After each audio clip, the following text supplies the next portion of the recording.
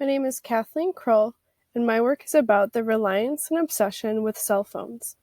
I want you to get out your phones if you don't already have them, which I'm sure most of you do. Go into your settings. I want you to check your screen time.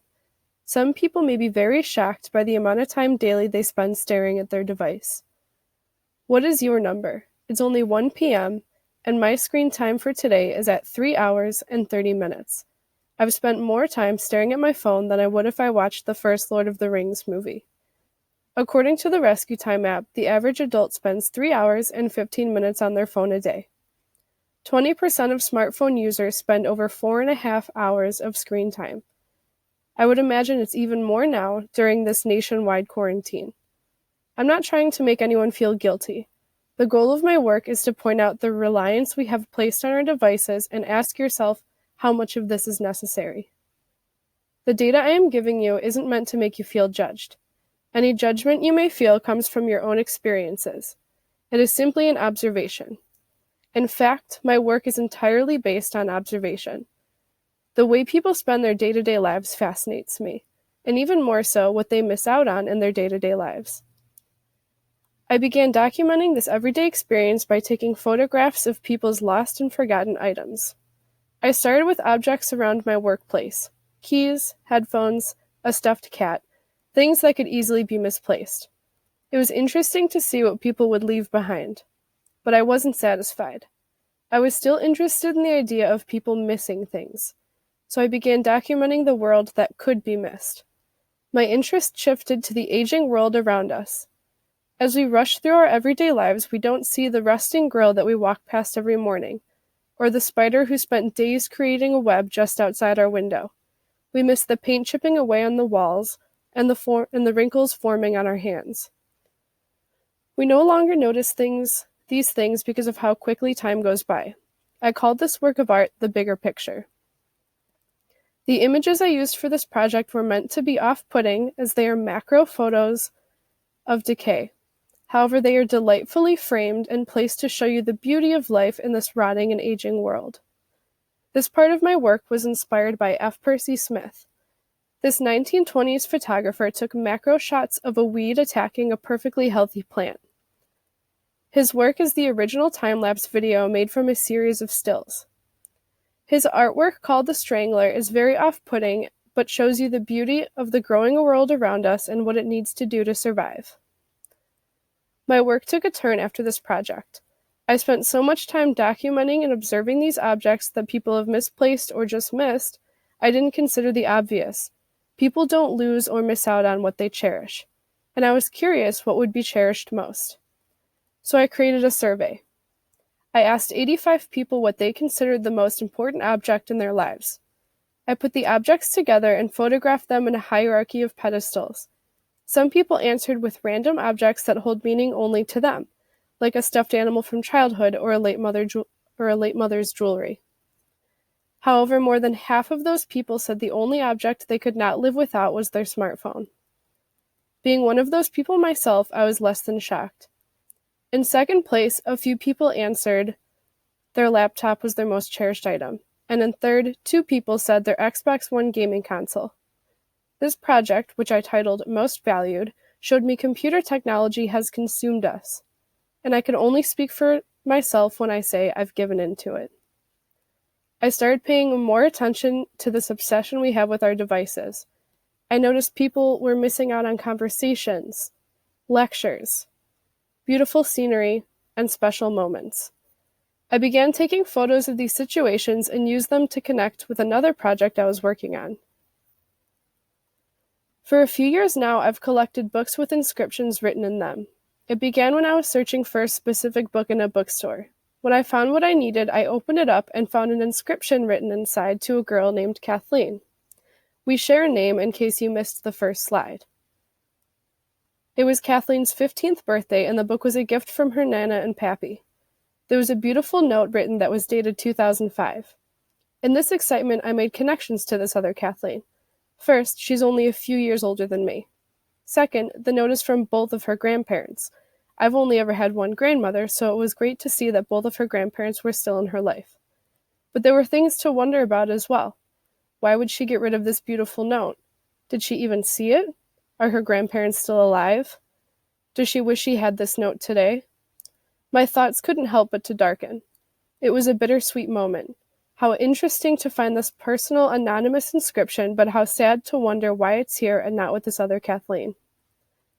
This moment couldn't help but remind me of Frank Warren and his organization PostSecret. I've always considered Warren an inspiration. He created PostSecret as a forum for people to write down their deepest and darkest secrets on a postcard and send them to him anonymously. He publishes the secrets in books, on his website postsecret.com, and even showcases some of them in traveling exhibitions. His idea has been an inspiration to me because of my love for anonymity.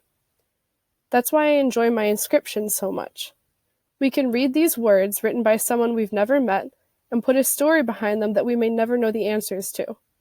I found a way to use those inscriptions and the stories in these books as a dialogue with this infatuation of our devices. To begin my latest work, that of which is being showcased today, I cut holes in these books to make way for the photographs of people missing out on the world. And when I cut this space, it appears the stories in the book passages go missing. The photographs are meant to fill in a different side of this conversation. Both narratives are interrupting each other, and both create gaps. We get partial stories, and both worlds suffer. Our lives online leave gaps in our awareness. However, those gaps can be seen as opportunities. This thought inspired me to be even more overt with my work. Much of this project was created by staying true to my roots in photography. Instead of just using the snapshots of other people looking at their devices, I wanted some control in the messages the photos hold. I set up these 3 photos under my own authority. These are situations we've all witnessed at some point in our everyday lives. I was hoping these photos would elicit emotion as they're from the point of view of things we love. We are the ones sucked into the social media and hiding behind our phones. We post pictures of our dogs, our kids, even our significant others, never showing our true selves. We have the control in the digital world. Another artist might agree with me in this theory. Paul Kuczynski is a modern artist who produces satirical illustrations that are meant to have us question our values. Some of his work produces the same message of people hiding behind their social media. His work also points out the reliance we have on this advancement in technology, much like my own work. I didn't want to just stop with the photographs. I've been experimenting with new materials and wanted a new aspect of photography. I thought of these photographs as being taken on a cell phone, as most pictures nowadays are taken on cell phones. So I wanted a 3D aspect to give that illusion. The light boxes I used appear to look like smartphones, with blue cellophane involved for that blue screen effect we are all too familiar with. This effect is mirrored in the torn books, as they also use blue cellophane as well as a display of shattered tempered glass to represent our shattered relationships. The interaction between the inscriptions in the books and the shattered cell phone screen showed a relationship with time that caught my interest. Before texting, people would write notes to each other, like the inscriptions in these books. I am one of the last generations to say I remember a time before texting. This lapse in time moved so quickly. Growing up in high school, I was introduced to my first cell phone, a little brick phone where I would have to click the number 7 4 times just to get the letter S in a message. I was 15 when I got that phone. I am 27 now. In only 12 years, I have seen the world fly by through these brick phones, flip phones, razor phones, Blackberries, sidekicks, touch screens, to smartphones. I wanted to document this quick advancement through time as well. This part of my project was another hat tip to F. Percy Smith. As I mentioned, he was the originator of the time-lapse video and was fascinated by the passage of time. If only he were alive today. I decided to collect physical phones that have been discarded. It was more difficult than I thought to find phones that haven't been traded in for upgrades. I showcased these phones in a space that was completely their own, as if they were being seen in a gallery or as artifacts, because to some people that's all they are. Like I said, I grew up before Wi-Fi. When I was a kid, we had to play outside, and I loved that world. But when I got my first computer and cell phone, I learned to love that world too. I am so fortunate to have lived through this amazing advancement in technology. I say again, this project was not meant to make you feel judged. I started this adventure because I thought I could impact people to slow down. As I've observed in my studies, we move so quickly through our everyday lives we occasionally miss things. This project was my instrumentalist message to say, take advantage and move forward, but appreciate what you have. Life is fragile and it goes by quickly. We must appreciate all that we have while we're still here. I would hate to look back on my time at Trinity and have more memories of looking at my phone or watching Netflix than listening to these great lectures and getting to know these other fantastic students.